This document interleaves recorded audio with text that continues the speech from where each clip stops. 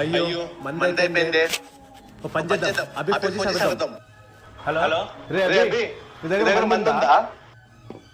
నా దగ్గర మొత్తం 3 కోట్లు ఉన్నాయి. అలా అయితే నాకు కోట్లు ఇస్తావా? నేను మంది ఇచ్చలేదు, ఎందుకంటే నేను బంద్ ఉంది, అందుకనే స్టాక్ తెచ్చి పెట్టుకున్నాను నేను. నాకేం మందర్త లేదంటావా? చెప్తారా నీ పని? బేబీ ఏంటండి? నేను ఈ బందర్కి గోల్డ్ చైన్ గిఫ్ట్ ఇచ్చాను కదా, కొంచెం ఇస్తావా? మళ్ళీ తెచ్చిస్తా. సరే తీసుకోండి. సరే